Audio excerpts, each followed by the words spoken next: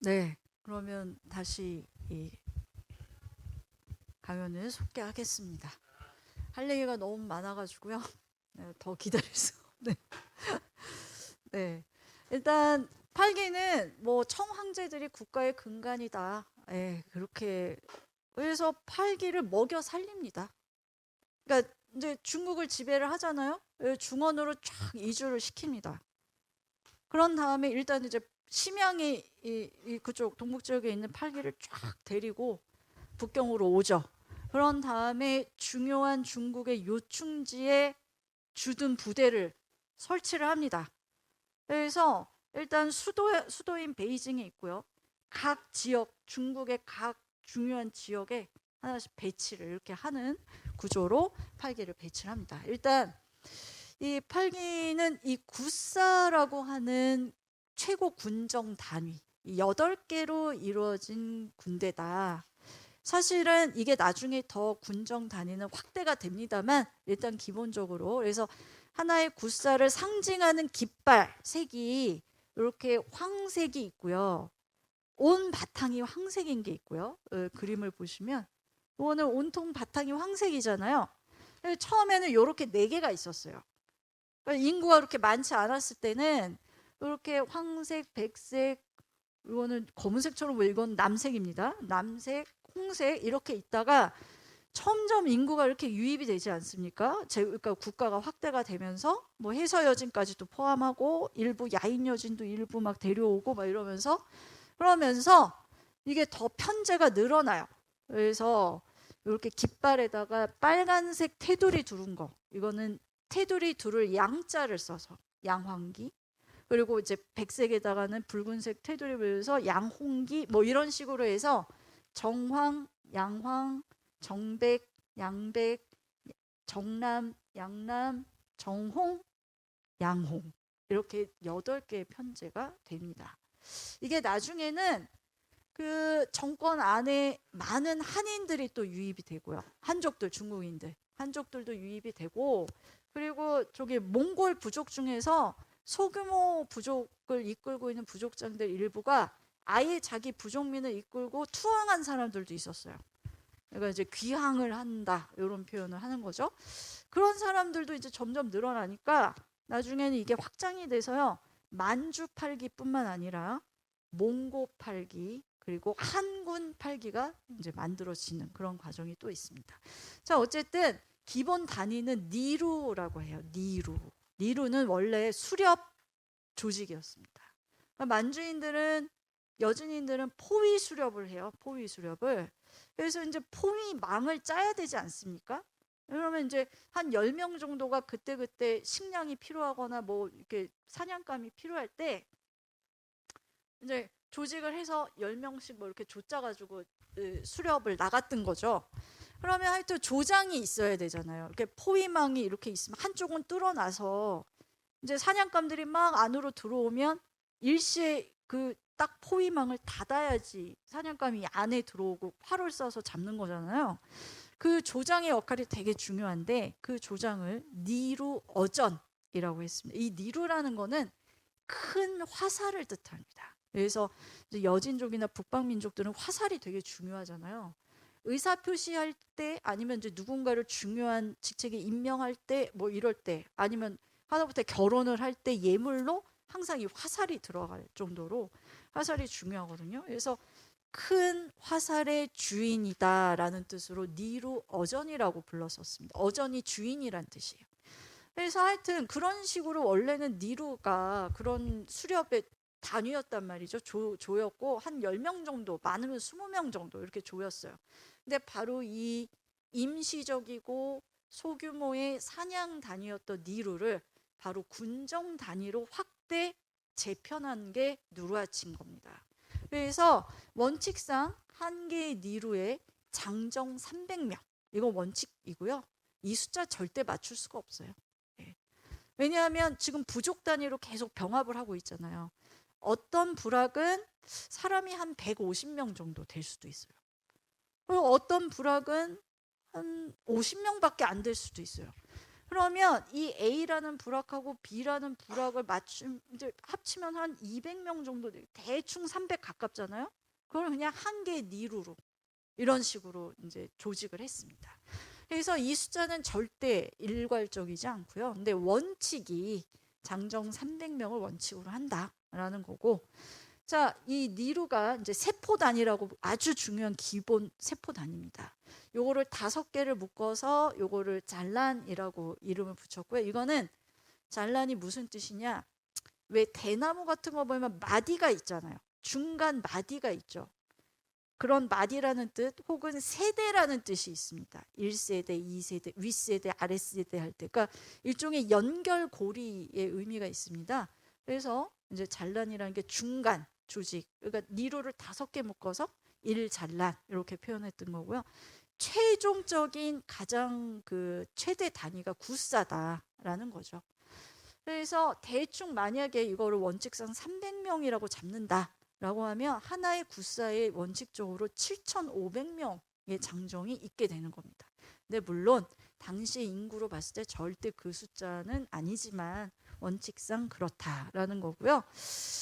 자, 그래서 이렇게 니루부터 그러니까 저기 그 만주인들도 자기 아이들한테 청대에 언어를 가르쳐야 될 거 아니에요. 이제 중국을 지배하면서 자꾸 중국어를 쓰게 된단 말이죠.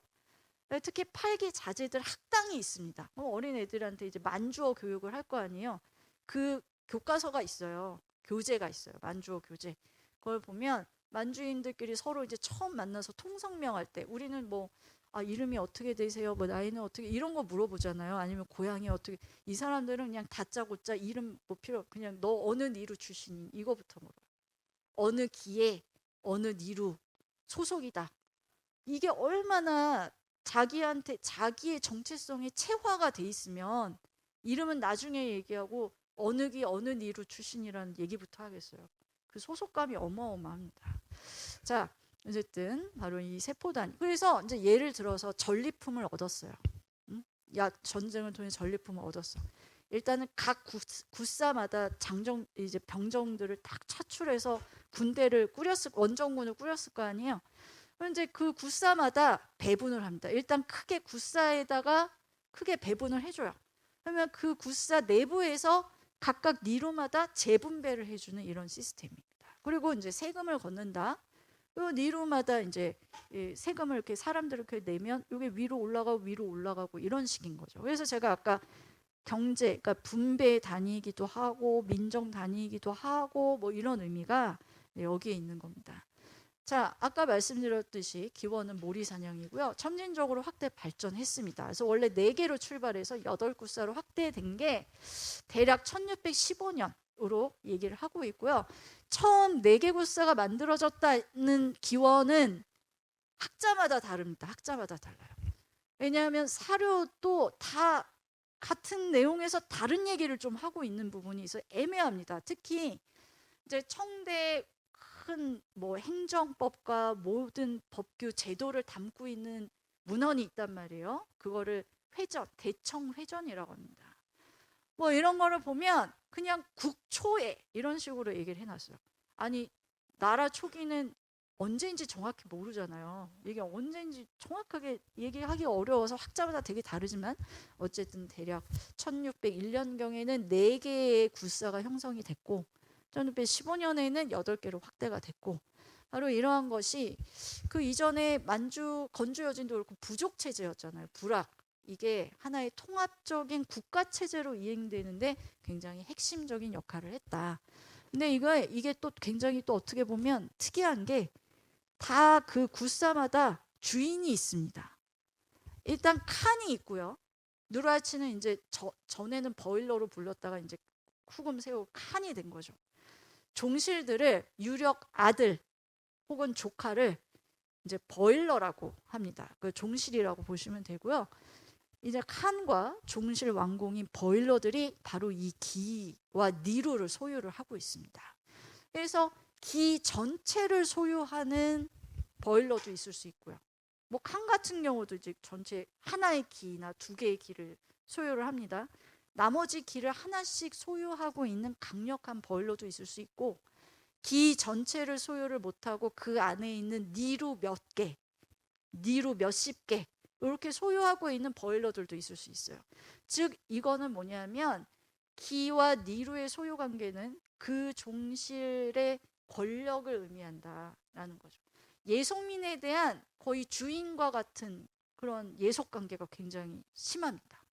그러니까 어떻게 보면 칸 그리고 나중에 황제가 되는 이 청의 황제들은 바로 이 황제가 어떻게 이 기들을 그러니까 장악하느냐, 이게 황제의 어떤 권력을 강화하는 것과 같이 가는 거죠. 그래서 이렇게 보시면 기 전체 한 계기를 관장하는 최고의 왕족을 뭐라고 했냐, 호쇼의 버일러라고 했습니다. 이 사람들은 한문으로는 기주, 뭐 기왕 이렇게도 표현을 했고요. 근데 모두가 이 기를 하나씩 소유할 수는 없어요. 기가 8개밖에 없잖아요. 그러다 보니까 버일러 아래 기 내에 일정한 니루를 소유하고 있는 그러한 사람들도 있었습니다. 이런 사람들은 어떤 사람들은 버일러라고도 일컬어지고 타이지라고도 일컬어졌습니다. 그러니까 바로 기와 니루의 소유 관계가 권력을 의미한다. 아까 봤고요. 이거는 청대의 걸륭시기에 팔계를 쫙 열병식입니다. 이거. 그래서 보시면 이게 그림이 엄청 길거든요. 잠깐 보시면 옆으로 엄청 지금 쫙 기별로 지금 도열을 하고 있는 상황입니다. 크게 보면 8개의 길을 좌익과 우익으로 나눠요. 근데 이제 보통 우리가 왼쪽 하면 서쪽이라고 생각하기 쉬운데 그렇지 않죠. 왜냐하면 우리는 남쪽에서 북쪽을 바라보는 게 익숙하고요. 이 사람들은 북쪽에서 남쪽을 바라보기 때문에 이게 좌우가 달라요. 네, 어쨌든 좌익, 뭐 양황기, 뭐 이런 식으로 해서 좌익과 우익으로 쫙 여기 보시면 이거는 지금 양황기가 도열하고 있는 거고요. 그리고 옆으로 보시면 이거 정백기입니다. 그래서 정백기, 양백기, 좌익에 속하고요.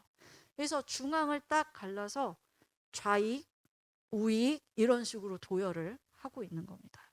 자, 그래서 이거 이제 대열병 하고 있는 겁니다. 참고로 한번 보시라고 보여드렸고요. 자, 이게 바로 이제 만주인들이 자기네들이 생각할 때 팔기의 가장 바람직한 모습 상징하고 있는 거예요. 말 탄 채로 활을 쏘는 거죠. 그야말로 기사입니다. 기사. 이거를 만주어로 니암니암비라고 하고요. 말을 탄 채로 활을 쏘는 거. 그래서 청의 황제들이 자꾸 이 중국을 점령한 이후에 만주족들이 자꾸 자기네들의 옛 전통을 잃어버려. 활도 못 쓰고 만주어도 안 하고 자꾸 중국어를 사용하고 이걸 계속 염려합니다. 왜냐하면 만주족은 극소수잖아요. 근데 한족은 어마어마하게 많단 말이에요. 이게 융해될까 봐, 만주족이 없어져 버릴까 봐 굉장히 노심초사합니다. 그러면서 계속 강조한 게 뭐냐? 국어 기사예요. 국어는 청어겠죠. 저희 만주어. 그리고 바로 이걸 강조를 하고 있습니다. 요거는 갑탐비, 그러니까 아까는 기사였고요. 이건 보사입니다. 서서 활을 쏘는 거. 네. 그래서 이거를 만주어로는 갑탑니다. 이렇게 얘기를 하고요. 자, 이거는 아까는 이제 대열병식을 보셨고요. 이거는 이제 황제들이 일종의 이제 팔기들 스케이트 놀이를 시켜요. 일종의 그냥 오락이라고도 생각하실 수 있겠지만 이건 일종의 훈련도 되는 겁니다. 사냥도 마찬가지고요. 그래서 이거는 이렇게 빙희라고 해서 왜 저기 북해공원 같은데 이렇게 쫙 인공 호수가 있지 않습니까? 베이징에 가시면 자금성이 있고 그 앞에 인공 호수 엄청나게 큰 호수들이 조성이 돼 있잖아요. 이제 겨울엔 꽝꽝 얼겠죠. 그럴 때 이런 행사를 여는 겁니다. 그래서 뭐 12월, 그러니까 저기 음력 12월 초 8일 뭐 이럴 때 모여가지고 여기 가만에 가려져 있는 사람은 지금 이거 걸륭제고요, 황제고요. 네. 그리고 지금 이렇게 스케이트를 타면서 활을 쏘고 있습니다. 그래서 여기 목표물이 있어요. 그래서 쭉 스케이트 타면서 활 쏴서 맞추는 사람이 1등. 누가 더 잘하나. 기별로 이걸 대결을 하기도 하고요. 또 어떤 사람들은 왜 이제 피겨 스케이트, 스피드 스케이팅 하듯이 대결을 하는 것도 있고, 또 한쪽은 그 왜 피겨 스케이팅. 그래서 막 이렇게 김연아처럼 이렇게 막 다리 한쪽 들고서 이렇게 막 이렇게 돌고 막 이런 것들을 지금 옆에 그림이 지금 이게 다가 아니고요. 가로가 5m가 넘거든요. 6m쯤 돼요. 이 옆으로 쫙 있는 겁니다. 네. 그래서 이게 이제 그 일부 중에 하나예요. 아까 그림 중에 일부입니다. 이런 식으로 이제 대열병도 하고 겨울에는 이러한 것들을 통해서 팔기가 제대로 지금 훈련을 하고 있는지 작동을 하고 있는지 제가 여기서는 넣지 않았지만 그 가을 사냥을 또 갑니다. 황제들이. 그럴 때 각 지역에 있는 팔기병을 차출을 해요. 그래서 수행을 하게 합니다. 그래서 거기에서 활을 잘 쏘는 자들, 그래서 수렵을 통해서 네트워크를 다지기도 하고 또 훈련을 시키기도 하는 뭐 이러한 모습들이 있는 거죠. 자, 이게 아까 이제 팔기 배치를 말씀을 드렸는데요. 이제 북경을 점령한 이후에 쫙 이주시킨다고 말씀드렸잖아요. 원래는 여기 바깥쪽은 중국인들이 살았겠죠. 한인들이 살았던 구역입니다. 여기 황성은 뭐 황제가 살았으니까 그렇다 쳐도 여기를 바깥으로 내보내요. 민인들을 바깥으로 내보내고 쫙 팔기군이 둘러싸는 형태로 배치가 됩니다. 그래서 여기 보시면 여기 이제 황제가 살고 여기 왜 딱 중앙으로 보시면 여기가 좌익, 여기가 우익 배치입니다. 그래서 양황기, 정백기, 양백기, 정남기 이게 좌익 4기고요. 요 우익 4기 이렇게 돼 있고 보시면 요 안쪽에 요 빗금 없는 거 요게 만주 팔기. 그리고 점점이 있는 게 몽고 팔기. 빗금이 있는 거 한군 팔기.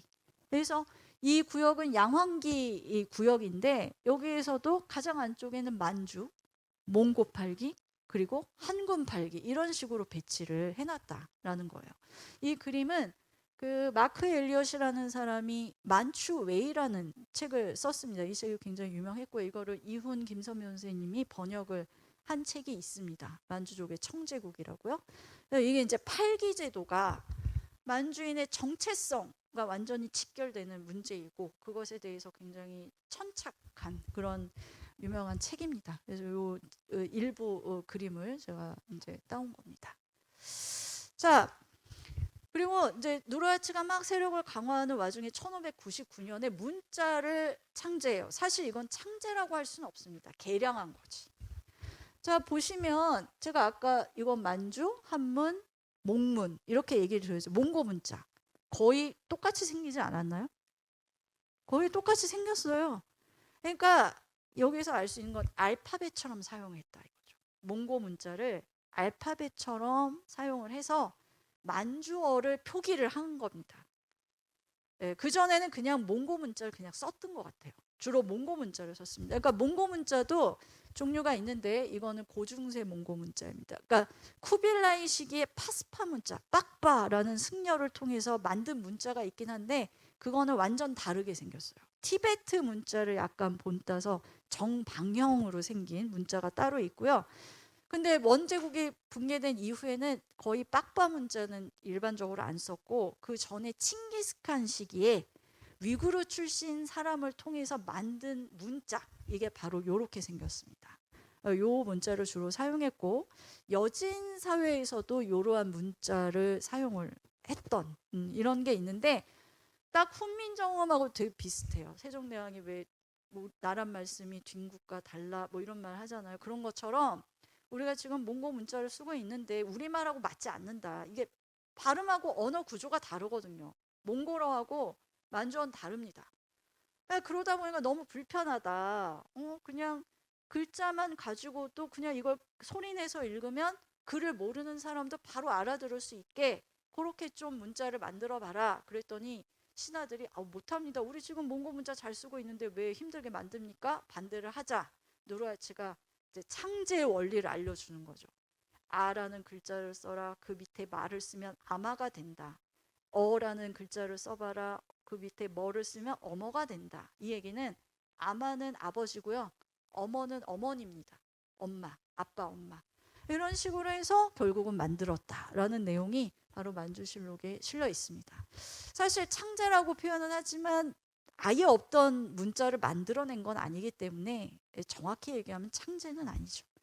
개량 뭐 그전 그 정도로 표현을 할 수 있겠습니다. 그래서 그 내용이 지금 요 내용에 쭉 들어가 있는 겁니다. 시간이 있으면 제가 쭉쭉 읽어 드릴 텐데 뭐 시간이 없으니까 그러니까 예, 생략하고요. 요거는 청어 노걸대라고 해서 조선에 왜 사역원이 있지 않습니까? 거기에서 일종의 언어 교재인 거죠. 청어 교재입니다. 그래서 보시면 안바 아거시 알비치 지허 이건 뭐냐? 큰 형아 네 어디로부터 오느냐 이겁니다. 그래서 이 청어 노걸 때는 국문학 하시는 분들한테도 굉장히 주목받는 거예요. 왜냐하면 그 이전에 한국어, 그 중세 국어의 형태, 구조 이런 것들을 또 알 수 있는 하나의 중요한 자료가 되기 때문에 그래서 이런 식으로 일종의 비즈니스 교재, 언어 교재 이런 것들을 만들었다라는 겁니다. 아, 요거 초희안인데 요건 조선을 뜻합니다. 초희안.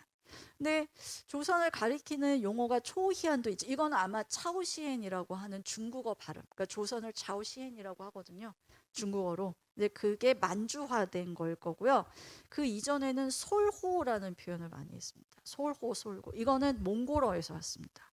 몽골은 그 고려, 조선을 솔고라고 했거든요. 지금도 몽골어에서 솔고라고 합니다. 한국을. 네, 그래서 이게 그러니까 여기서 알 수 있는 건 뭐냐? 초창기에 많은 어휘가 몽골어 어휘가 많이 차용이 됐었고요. 이제 간섭이 됐었고요. 영향을 많이 줬고 또 이제 중국을 지배하거나 중국과 교류가 많아지면서 한어적인 어휘가 또 이 만주어에 영향을 많이 줬다. 뭐 이런 것들을 알 수 있겠죠. 자, 이거는 청대 황제에게 올린 신하가 올린 주접입니다. 주접 어감이 좋지는 않지만 뜻은 상주하다 아래에다 주자에 이거 접어요. 일정한 형태로 접어요. 그래서 이걸 주접이라고도 얘기를 합니다. 자, 그래서 막 뭐 저기 뭐 아뢰옵니다. 뭐 성스러운 뭐 황제 폐하께서 뭐 영원히 뭐 무위를 떨치시고 은혜로운 거에 우리는 잘 살고 뭐 어쩌고저쩌고 이런 내용이에요. 이건 별 내용이 없어요. 안부 여쭙고 찬양하는 거죠. 황제가 뭐라고 했냐? 여기 붉은색으로 쓴 건 황제의 비답입니다. 사하 이거는 알았다 이거예요. 그냥 찔다올러 중국어로 하면. 그래서 어떤 경우에는 한문으로 상주를 한 경우도 있고요. 그럴 때는 그냥 한자로 찔다올러 뭐 이렇게 하는 거고요. 이건 이제 만문으로 했기 때문에 또 이제 만문으로 비답을 내리는 겁니다. 이거 붉은색으로 황제가 비답을 내렸기 때문에 이거는 붉을 주자에 비답 비자를 씁니다. 그래서 주비라고 하는 거죠. 뭐 이거는 저기 모양이 이뻐서 제가 따온 거고 내용은 없는 거지만 굉장히 중요한 내용들이 사실 다이렉트로 상주되는 시스템을 만든 게 바로 주접제도입니다. 청옹정 시기에 그게 굉장히 체계화됐고요. 물론 강희 시기부터 주접제도는 있었지만 옹정 시기에 완전히. 그러니까 중국의 황제는 완전 꼭대기에 있잖아요. 그 사이에 문서를 지방에 있는 신하가 전달하기까지 엄청 많은 절차가 필요합니다. 단계 그럼 시간이 얼마나 소요가 되겠어요. 그리고 심지어 중간에서 전달이 안 될 수도 있죠. 누군가가 전달하고 싶지 않은 경우가 있을 수도 있고요. 바로 이제 청의 황제들은 중요한 기밀, 특히 군사 아니면 지방에 관련된 중요한 사안 이런 거를 그냥 거의 다이렉트로 올릴 수 있는 제도를 고안을 한 겁니다. 그게 바로 주접제도예요. 물론 다이렉트로 보고할 수 있는 고위급 관료들은 이제 좀 정해져 있죠. 뭐 저기 현의 지현 이런 사람들이 황제한테 직접적으로 올리지는 않잖아요. 주로 이제 지역의 성급이나 뭐 이런 장관급 되는 사람도 쉽게 얘기하면 아니면 팔기군이 배치되어 있는 그 관할을 하고 있는 사람들이나 뭐 이런 주요 인물들은 바로 다이렉트로 올릴 수 있습니다. 자, 그러면 저희가 이제 누르하치 그리고 팔기제에 대해서 제가 아주 간단히 말씀드린 거고요. 팔기제는 국가의 근본이자 조직이 너무 방대하고 시스템이 복잡하기 때문에 아직도 그 전모가 다 밝혀지지 않았습니다. 최근 근래에 일본에서만 이만한 두꺼운 책이 2권이 나올 정도로 계속 지금 연구를 하고 있어요. 그래서 팔기제에 대한 설명은 사실 굉장히 간략하지만 일단 굉장히 중요하다라는 거 다시 말씀드리고, 자 그러면 홍타이지 시기를 이제 말씀을 드리겠습니다. 어차피 병자호란에 대해서는 앞서서 교수님들이 설명을 하셨으니까 병자호란 자체보다는 홍타이지의 시대, 이 사람이 어떻게 정권을 꾸려갔는가 이런 거에 대해서 집중적으로 말씀드릴게요. 홍타이지 시기는 연호가 2개입니다. 왜냐하면 후금 시기가 있고 이 사람이 대청 황제로 즉위를 하면서 연호가 또 만들어졌기 때문에 이렇게 연호가 2개인 거고요. 사실 명청시대의 황제들은 연호가 거의 황제 한 명당 하나이죠, 평균적으로. 그 전에 중국 황제들은 황제 하나가 여러 개 연호를 썼거든요. 그런데 명대부터는 황제가 하나의 연호를 거의 썼기, 특별한 경우 빼고는요. 특별한 경우들은 있습니다. 예컨대 정통제, 명나라 정통제, 몽골족한테 잡혀간 적이 있었기 때문에 다시 돌아와서 복귀를 한 다음에 다시 황제로 올린 뭐 이런 상황들 아니면 거의 대부분 황제 하나가 연호 하나여서 우리는 보통 그 연호로 이름을 부르죠. 예를 들어 주원장, 명태조 주원장은 홍무제라고 부른다거나, 제가 방금 말씀드린 순치제, 강희제, 뭐 저기 걸륭제 다 연호거든요. 묘호는 따로 있고요. 어쨌든 홍타이지 같은 경우에는 천총과 숭덕 특이 케이스죠. 자, 이 식의 국가 체제를 정비를 하는데 대체로 한인들의 참모의 조언을 들어서 이러한 국가 관료 체계를 딱 정비해 나가기 시작합니다. 사실 중국 모델이 굉장히 좋은 모델이잖아요. 이미 갖춰진 모델이거든요. 그래서 예를 들어서 육부 체제를 만든다던가 도찰원 뭐 이런 식으로 사실 중국적 모델이 되게 좋은 게 황제를 정점으로 하는 어떤 그런 권력 구조 체계가 굉장히 잘 짜여지지 않습니까? 그래서 사실은 그 전에 굉장히 권력이 분산되어 있었던 부족 체계의 유습이 남아 있었던 북방 왕조 같은 경우에는 국가 체계를 만드는 과정에서 이제 중국식 모델을 도입하는 경우들이 많습니다. 그러니까 중앙 집권적 시스템을 만들자 이거죠. 네. 하여튼 국가 체제를 정비하면서 점차 다른 유력 버일러들을 점점 제끼면서 자기가 권력을 강화하는 그런 과정이 있습니다. 자, 그리고 나중에 그런 모든 작업들이 어느 정도 완성이 됐을 때 대청국을 선포하고 자기가 황제로 즉위를 하게 됐고요. 자, 바로 이 홍타이지 시기는 만주, 몽골, 한인, 다민족 체제의 기틀을 만든 시기이다. 이렇게도 얘기가 됩니다. 연대별로는 이제 쭉 이런 사건들이 있다라는 거를 근데 이것만 말씀드릴게요. 홍타이지가 이제 아버지가 죽고 나서 원래 8째 아들이라고 말씀드렸잖아요. 형들이 있어요. 형들이 있는 상황에서 그 다음에 칸으로 일종의 합의에 의해서 추대가 된 상황이거든요. 근데 자기가 칸으로 즉위한 다음에 바로 조선을 공격합니다. 그게 정묘호란이죠. 그러고 나서 딱 10년 후에 자기가 대청 황제로 즉위한 다음에 또 조선을 또 공격했어. 그게 병자호란이죠. 그러니까 과연 홍타이지에게 조선은 무슨 의미였을까? 이것도 굉장히 중요한, 물론 이제 한중 관계사에서 한국사의 입장으로 봤을 때 이제 조선의 입장에서 전쟁을 많이 바라보지만 우리가 또 그 적국이었던 그 후금 혹은 청의 입장, 도대체 왜 그랬을까도 생각을 해봐야 되는 거죠. 상호 간의 문제인 거니까. 자, 어쨌든 그래서 이런 사건들, 바로 대청 황제로 즉위하기 전에 어떤 일이 있었냐, 거의 내몽골에 대한 영향력을 장악을 합니다. 내몽골 지역에. 여기 제가 차르라고 썼어요. 이 차르는 내몽골 여러 부족 중에 강력했던, 후금과 굉장히 대적했던 강력한 부족입니다. 그래서 이 차르라는 부족을 이끌고 있었던 사람이 릭단 칸이라는 사람. 이 사람은 칭기스칸의 직계 후예입니다. 그래서 이 릭단 칸이 이 내몽골을 다시 내가 통합을 하겠다. 다시 이제 중흥의 군주가 돼보겠다. 뭐 이러한 욕심을 가지고 내몽골 부족들을 막 공격을 했어요. 근데 오히려 그러다 보니까 내몽골 부족들이 홍타이지하고 연합을 해서 릭단 칸에게 대항하는 그러한 구도가 형성이 됐어요. 어떻게 보면 홍타이지는 바로 그러한 구도 속에서 자기가 내몽골에 대한 영향력을 차근차근 강화해 나간 그러한 상황이 있다. 그리고 여기 전국세가 뭐냐면 이제 원나라의 마지막 황제가 갖고 있다가 이거를 이제 북쪽으로 도주하면서 잃어버린, 전통적으로 전통 왕조들에게 전해져 내려왔다라는 전설을 갖고 있는 그런 옥새가 있었습니다. 그게 이제 그 마지막 그 원의 대칸이었던 황제가 갖고 있다가 이제 도주하다 잃어버렸다 이거죠. 어디 갔는지 모르고 있다가 어느 날 양을 치는 목동이 이렇게 보는데 어떤 양 한 마리가 계속 땅을 파요. 쟤는 뭐 하고 있나 해서 들여다봤더니 거기에서 이런 옥새가 나왔다. 이거를 릭단 칸한테 바쳤어. 그래서 이걸 릭단 칸이 갖고 있었는데 이것이 이제 릭단 칸이 폐주하고 뭐 이렇게 이런 상황 속에서 홍타이지 수중으로 들어오게 됩니다. 자, 이게 갖는 의미가 뭐냐?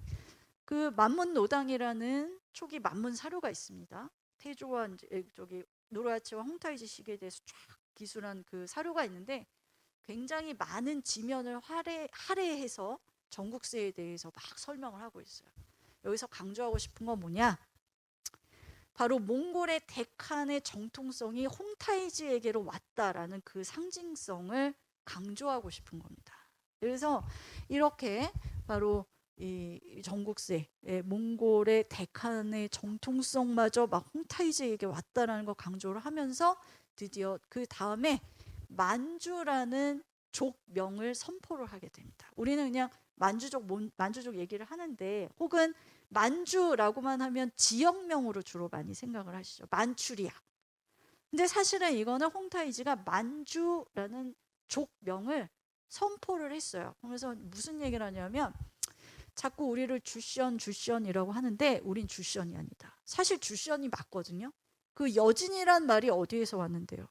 주시언이라는 그 여진어에서 뉴전 뭐 이런 식으로 중국어로 이렇게 발음이 와전되기도 하고 몽골인들은 주르첸이라고 불렀습니다. 이 여진인들을. 근데 이제 그거를 부르지 말라. 원래 주시언은 뭐 다른 부족 누구누구를 가르치는 건데 뭘 모르는 애들이 자꾸 잘못해서 우리를 주시언이라고 하는 거다. 거짓말이죠, 사실은. 예, 근데 어쨌든 중요한 건 이제부터 우리는 만주다. 만주라고만 불러라 라고 선포를 합니다.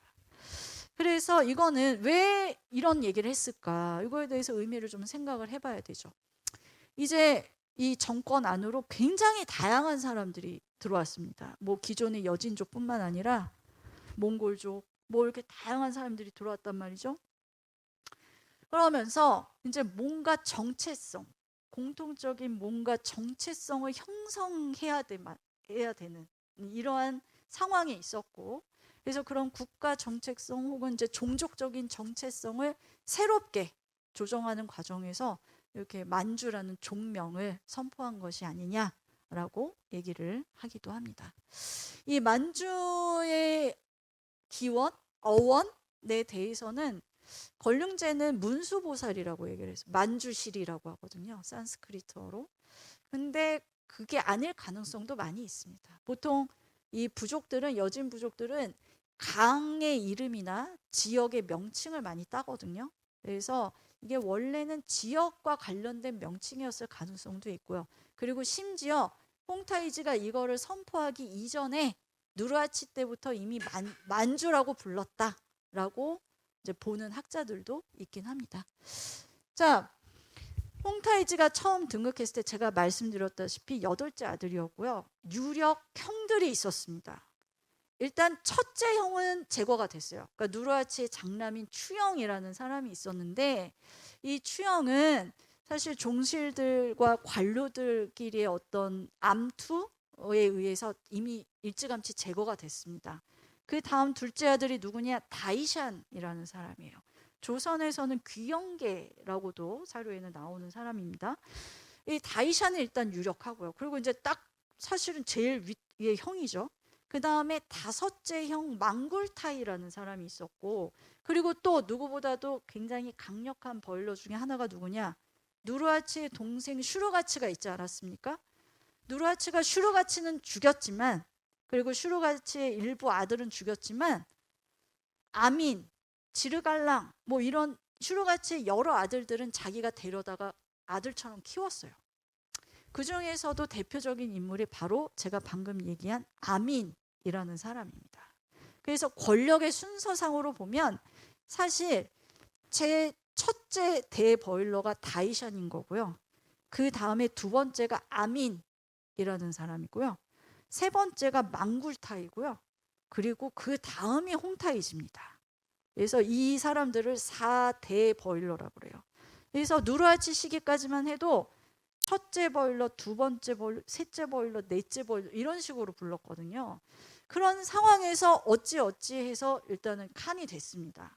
근데 누르하치가 죽으면서 한 얘기, 아니, 죽기 전에, 그러니까 유언처럼 남긴 건 아니고 그 한참 전에 무슨 얘기를 하냐면 종실들의 공동 통치적인 정치 제도에 대해서 얘기를 해요. 그래서 여러 버일러들이 있는데 그 중에 칸이 이제 추대가 된다라고 하면 그 칸이 자기 멋대로, 지 멋대로 뭐 정책을 결정하거나 뭔가를 결정하면, 혹은 애가 모자르거나 뭐 이러면 갈아치워라 라는 식으로 얘기를 해요. 그러니까 한마디로 버일러들의 공동 의적, 공동 통치적인 그런 유습이 남아 있는 겁니다. 뭐 누르하치야 상관없죠. 자기는 아버지잖아요. 어차피 자기 아들 조카들이니까 자기가 누를 수 있잖아요. 근데 문제는 홍타이지는 그렇지 않다는 거죠. 그래서 첫 번째 홍타이지가 당면한 문제는 바로 자신의 권력을 강화하는 겁니다. 홍타이지가 막 한탄을 해요. 그냥 뭐 기를 소유하고 있는 버일러 중에 하나일 뿐 칸이라는 게 뭔 소용이 있냐라고 얘기할 정도로, 이걸 단적으로 보여주는 게 뭐냐면 자기 말고 3명의 형들이 있잖아요. 버일러들이 있잖아요. 왜 보통 군주는, 왕은 독좌하잖아요. 남면 독좌하지 않습니까? 우리가 사극을 봐도 왕 혼자 앉아 있잖아요. 그렇게 앉지를 못하고 쭈루룩 앉았어요. 4명이서 쭈루쭈루 앉아서 신하들의 조화를 받고 이랬습니다. 그러니까 이게 딱 상징하는 게 그거죠. 혼자 권력을 독점하지 못하는 상태. 즉 홍타이지는 바로 이러한 공동통치의 유습을 극복하는 것, 그리고 자신의 권력을 강화하는 것, 이게 첫 번째 당면 과제였다. 이렇게 볼 수 있습니다. 그래서 어떤 학자는 조선을 먼저 쳤잖아요. 칸으로 즉위하고 조선을 공격했잖아요. 그것이 내부적인 권력 구도를 재조정하기 위한 뭐 그런 일환이 아니었겠느냐, 이렇게 보는 사람도 있습니다. 자, 어쨌든 결국은 이걸 해냅니다. 그래서 제가 지난번에 학회에서 발표를 할 때 이제 뭐 누르하치 홍타이지 얘기, 뭐 이제 다른 방면으로 얘기가 나왔지만 토론하시는 분이 딱 그런 표현했어요. 권모술수 홍타이지. 진짜 권모술수에 능한 건 사실입니다. 보통 지략은 아니에요. 그걸 극복을 하고요. 결국은 아민, 일단 다이샤는 그냥 넙죽 엎드렸습니다. 예. 아민 실각시키고, 그 다음에 누르하치의 5째 아들인 망굴타이 형을 이제 실각을 시키면서 이들이 소유하고 있었던 기를 장악을 하게 됩니다. 아민은 양남기를 갖고 있었고요. 그리고 망굴타이는 정남기를 소유하고 있었거든요. 그래서 요거를 자기가 소유를 하게 되면서 기를 이렇게 야금야금 자기한테 유리한 방식으로 조정을 하게 되는 거죠. 뭐 한 가지 뭐 재밌는 에피소드 말씀드리면, 이 망굴타이가 이제 딱 양쪽의 대립, 홍타이지와의 대립 그 에피소드가 딱 있어요. 만문노당, 만문사료에. 이제 정벌을 막 나가서 야영을 하고 있는 이런 상황에서 아까 말씀드렸다시피 각 기마다 기주가 있고 얘네들이 얼마나 기여를 했느냐, 이런 게 또 중요할 거 아니에요. 전리품을 배분하는 문제랑 또 관련이 있기 때문에 망굴타이가 뭐 우리 좀 인구를 조금 더 나눠주거나 뭐 좀 우리 몫을 좀 더 챙겨달라는 의미로 이제 얘기를 하니까 홍타이지가 약간 쏘아붙였어요. 자기 형이지만 솔직히 형이 갖고 있는 그 정남기 애들 좀 별 볼 일 없다고 하던데요? 이런 식으로 딱 쏘니까 막 망굴타이가 막 화를 냈어요. 심지어 칼을 잡았습니다. 여기 허리에 차고 있던 칼을. 근데 망굴타이하고 같은 어머니 에게서 낳은 동생이 더걸러이라는 버일러가 있는데 옆에 있다가 말렸어요. 지금 아무리 그래도 칸 앞에서 칼 잡으면 이건 반역이잖아요. 그래서 말리면서 형을 떠밀었어. 그러면서 이 둘이 또 싸움이 났어. 그래서 그 장면을 본 다이션이 아이고, 내가 이런 꼴을 보다니, 내가 막 이러면서 막 한탄하는 이러한 생생한 묘사가 만문 사료에는 나옵니다. 그런데 이제 홍타이즈가 이걸 당했잖아요.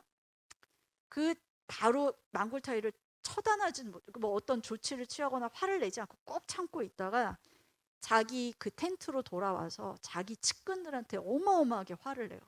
니네는 도대체 뭐 하는 애들이냐. 내 시위가 돼서 지금 내 앞에서 칼을 잡았는데 니네는 가만히 있을 수 있느냐 하면서 막 노발대발 화풀이를 딴 데 막 해. 그날 밤에 망굴타이도 내가 잘못 이러다가 큰일 나겠는데 이런 생각을 했겠죠. 자기 부하들 이끌고 이렇게 한 4명 이끌고 와서 홍타이즈한테 와서 제가 빈속에 술을 많이 먹어서 제가 실수를 했습니다. 기억이 하나도 안 나네요. 어쨌든 용서해 주시기 바랍니다. 그래서 이게 예나 지금이나 그 술 먹고 하는 실수다. 뭐 기억이 안 난다. 예나 지금이나 똑같구나. 뭐 이런 생각을 잠시 했습니다. 여기서 또 알 수 있는 건 뭐냐. 이런 식의 생생한 묘사는 사실 실록 같은 한문 사료에는 이런 식으로 아주 노골적으로 나오지 않거든요. 한문이라는 문체는 한번 정제가 되지 않습니까? 그래서 사실 더 고와하고 우아한 문장으로 사실 이렇게 탈바꿈하거나 아니면 그냥 아예 생략해 버리는 거죠. 그래서 사실 이 초기 만문 사료가 굉장히 중요하다라는 거를 또 얘기할 수 있겠습니다. 자, 이거는 이제 기의 조정입니다. 처음에 황기는 당연히 누르하치가 갖고 있고요. 백기는 원래 큰아들인 추영이 갖고 있다가 실각이 돼서 이거는 이제 나중에 홍타이즈가 이제 8기로 확장이 됐을 때 홍타이즈는 정백기를 갖고 있었고 추영의 아들인 두두가 양백기를 소유를 했습니다. 자, 그리고 홍기는 다이샨 집안이 계속 갖고 있습니다. 처음에도 다이샨이 갖고 있었고요. 여기 보이는 사할리안, 요토, 쇼토 다 다이샨 아들들이에요. 어차피 다이샨 요 가족이 갖고 있었다. 그리고 남기 계통은 원래 슈루가치가 갖고 있다가 실각되지 않습니까? 그래서 슈루가치 아들 아민하고 지르갈랑이 나중에 양남기를 소유를 했던 거고요. 정남기는 아까 말씀드린 망굴타이하고 어머니가 같은 더걸러이 이렇게 소유를 하고 있습니다. 여기서 알 수 있는 건 뭐냐? 거의 집안이 소유를 하거나 아니면 형제 간에도 어머니 동복 형제 이런 것들이 되게 중요하게 작용을 한다. 그래서 버일러들의 권력도요. 어머니의 신분이 좀 좌우하는 것도 있습니다. 영향을 주기도 합니다. 자, 어쨌든 홍타이즈는 원래 정백기를 소유하고 있다가 점점 이제 자기가 칸이 된 이후에 칸이 황기를 가져야 된다라고 해서 그냥 이름을 바꿔버렸어요. 사람을 바꾼 게 아니고요. 원래 정백기였는데 황기로 바꿔버렸다는 얘기죠. 이렇게 해서 결국은 홍타이즈가 정황기를 소유하게 되고요. 여기 보시면 호어건은 누구냐? 홍타이즈 아들이에요. 결국은 두 개의 황기는 홍타이즈가 장악을 하고 있는 상황입니다. 자, 바꿔버렸어요. 그러니까 도르곤, 도도, 아지거 다 어머니가 같은 거의 누르하치의 막내 아들들입니다. 늦게 본 아들들이에요. 그 중에서도 여러분도 혹시 도르곤은 익숙하지 않으신가요? 산해관 넘어서 중국 점령 도르곤, 홍타이즈는 그 직전에 죽거든요. 1643년에 죽습니다. 바로 결국은 그 실권을 장악한 게 누구냐? 바로 도르곤이 되는 겁니다. 자, 어쨌든 그래서 요렇게 그러면 이렇게 결국은 아까 말씀드렸다시피 지금 아민 제거됐죠? 망굴타이 제거됐잖아요. 일단은 이쪽이 제거되면서 정남기 쪽은 어차피 홍타이즈 아들이면 뭐 홍타이즈거나 다름이 없죠. 그래서 지금 두 개의 황기와 정남기를 지금 소유하는 이런 식으로 계속 조정을 해. 그러면서 기의 소유를 이제 점점 자기한테 유리한 쪽으로 바꿔가는 그런 점진적인 과정이 있었다라는 겁니다. 자, 그 다음에 이제 조선 침략 정묘호란과 병자호란이 있었고요. 이거에 대해서는 말씀을 이제 들으셨을 거기 때문에 생략을 하고 이 삼전도비도 알고 계실 겁니다. 지금 잠실에 있죠. 네.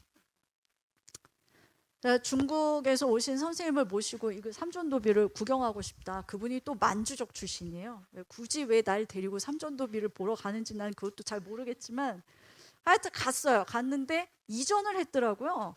원래는 그 유치원 공원 안에 있었는데 마침 저희가 가기 직전에 이거를 지금 현재 그 위치로 옮긴 거예요. 롯데월드 바로 앞에 있는 거기로. 그래서 그걸 또 갔죠.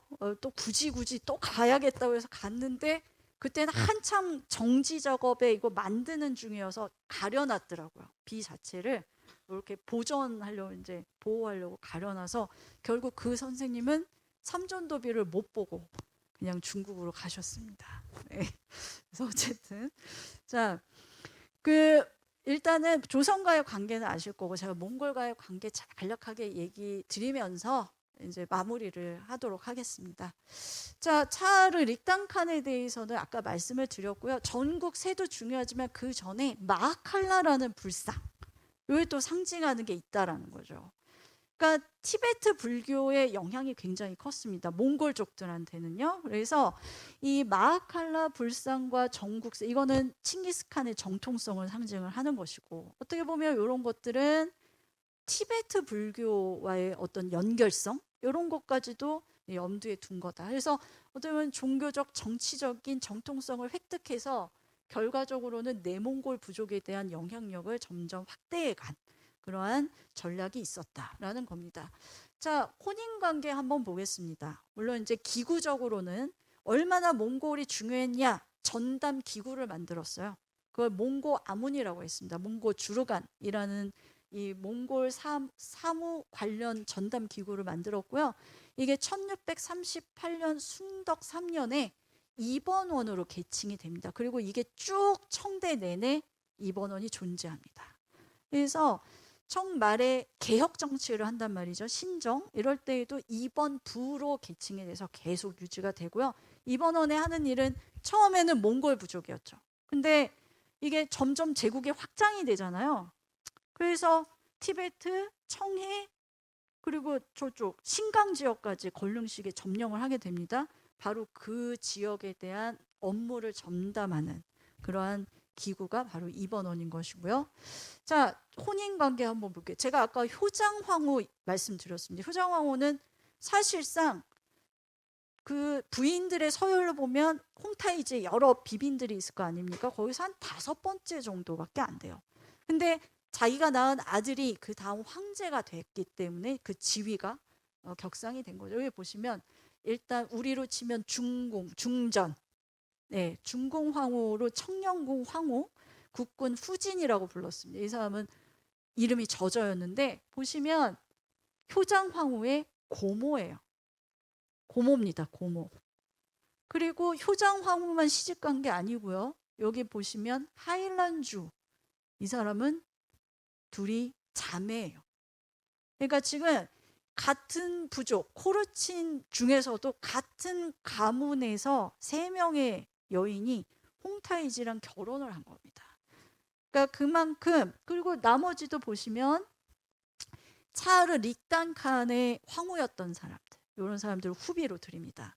그만큼 몽골 부족이 얼마나 중요했는가, 홍타이지에 있어서 이제 일종의 혼인 연맹인 거죠. 예, 그리고 그 세력들을 흡수하는 데 있어서 예, 이런 이 비빈 책봉 상황 이런 것들을 보면 이제 확연히 이게 드러날 것 같습니다. 코르친 계보 대충 뭐 대체로 이렇다라는 거고요. 자, 이 사람이 효장문 황후 이제 초상화입니다. 이게 전형적인 그 황실 여인의 복장이에요. 예. 그리고 요렇게 드리워져 있는 거는 진주로 쫙 드리워져, 이걸 조주라고 합니다. 그래서 중간중간에 산호나 뭐 여러 보석들을 여기에 넣기도 하고요. 불상, 조그만 이렇게 불상 같은 것들을 이렇게 장식해 가지고 알로 이렇게 넣기도 합니다. 자, 이거는 지금 심양에 가시면, 션양에 가시면 아까 제가 마하칼라 불상 말씀드렸죠. 그 마하칼라 불상을 모시기 위해서 홍타이지가 만든 절입니다. 이게 아직도 있어요. 그걸 실승사라고 합니다. 그래서 여기에 안치했다라는 거고요. 명에 대한 전면전 쭉 진행을 했습니다. 그래서 그 사이에 몽골하고의 관계도 중요하지만 그 사이에 명나라의 유명한 유력 장수들이 또 투항을 하기도 해요. 예를 들어서 정명호란의 원인 중에 하나가 가도에 있는 모문용이라는 장수를 많이 얘기하는데요. 명나라가 일종의 쐐기처럼 박아놓은 거죠. 사실은 가도는 평안북도 철산, 거기에 이제 진 군영을 만든 거예요. 명나라 장수 모문용이 거기에 주둔하면서 후금을 이제 방어한다, 이런 거죠. 어쨌든 모문용이 나중에 제거가 되면서 모문용의 휘하에 있었던 여러 장수들이 결국은 후금에 투항을 하게 되는 상황들이 벌어집니다. 이러면 홍타이지로서는 너무 감사한 게, 일단 누르하치가 영원성을 점령하지 못한 이유가 뭐냐, 대포였잖아요. 홍이포. 홍이는 오랑캐 이자, 붉을 홍자에 오랑캐 이자나 혹은 이자 말고 옷 의자를 쓰기도 합니다. 이거는 중국 제작품이 아니고요. 저쪽 홍이가 가리키는 건 영국이나 네덜란드인들을 홍이라고 불렀습니다. 그 전에 블랑기포라고 해서 포르투갈을 통해서 중국으로 들어온 대포가 있었고, 홍이포도 바로 이제 외래에서 전래된, 외국에서 전래된 그러한 개량된 대포입니다.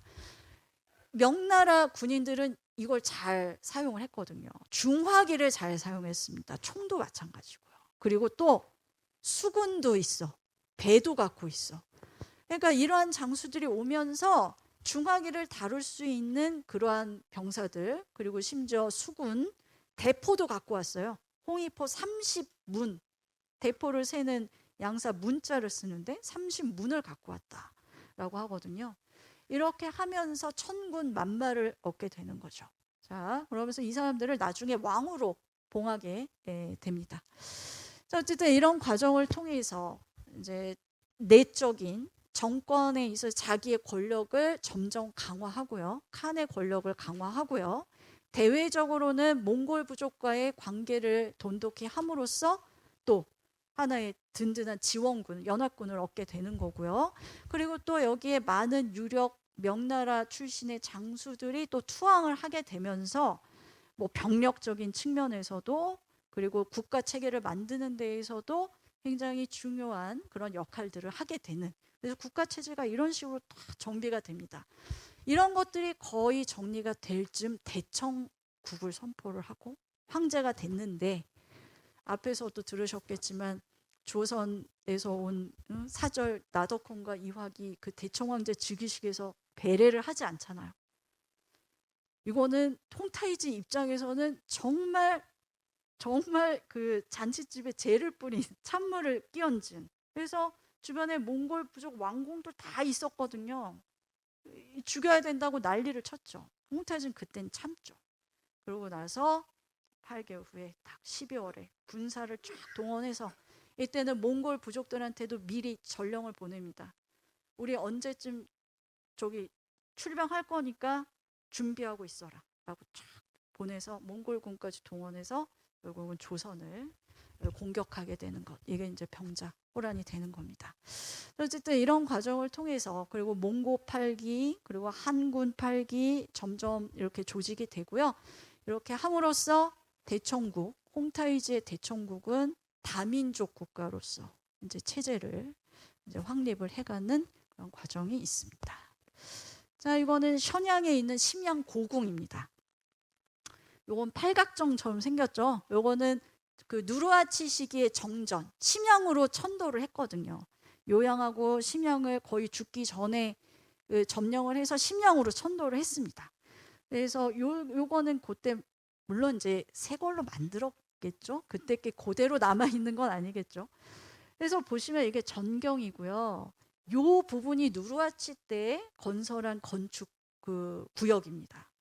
요 중앙은 홍타이지 시기에 증축을 한 부분이고요. 물론 군데군데는 걸릉식의 증축을 좀 약간 색깔이 좀 다르죠. 예. 오는 이제 걸릉식의 증축. 요 왼쪽에 있는 게 걸릉제가 나중에 다시 건축을 한 구역입니다. 그래서 심양고궁은 크게 3개의 구역으로 나뉘어져요. 그래서 누르하치 시기, 홍타이지 시기, 그리고 나중에 이제 중국을 이제 점령했지만 또 자기 조종에 있었던 그 궁 아닙니까? 그래서 걸륭제가 또 증축한 부분 이렇게 나눌 수 있죠. 그래서 어떤 선생님들이 보통 이제 중국 여행을 생각하실 때 베이징이나 뭐 만리장성이나 뭐 이런 부분들 아니면 이제 운남 귀주 되게 좋은 사천 뭐 이런 데 장가게 뭐 이런 데를 생각하시겠지만 한번 심양도 한번 가보시면 이러한 그 입관 이전에 보통 산해관을 넘어서 중국을 점령했다라고 해서 입 들어올 입자에 관문할 때 관자를 씁니다. 바로 그 초기 이 후금 청 시기의 어떤 유적, 자취 이러한 것들을 느껴보실 수 있을 것 같습니다. 자, 그러면 오늘의 강의 이렇게 오랜 시간 동안 집중해서 들어주셔서 너무 감사하고요. 너무 길게 끌어서 죄송합니다. 네, 수고 많으셨습니다.